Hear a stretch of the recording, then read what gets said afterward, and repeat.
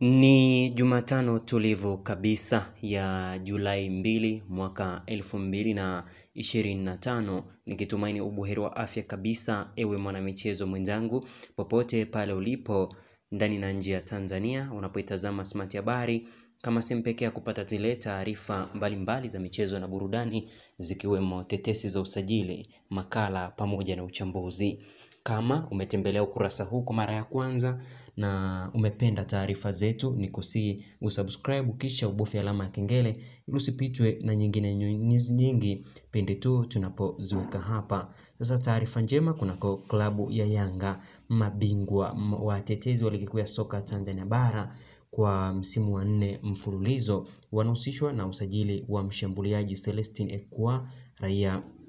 wa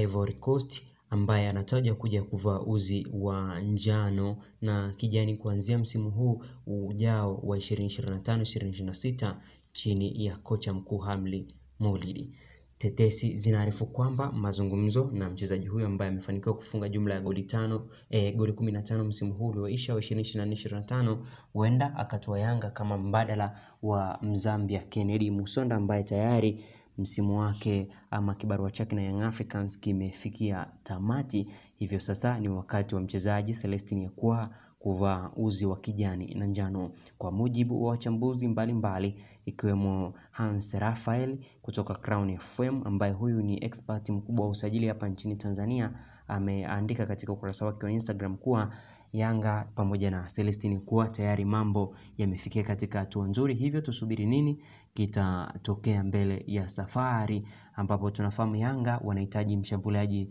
mwingine ili kuongeza kitu katika kikosi hicho kinachotarajia kushiriki michuano mbalimbali kama vile CRDB Federation Cup, FA Cup nikimaanisha pamoja na NBC Premier League.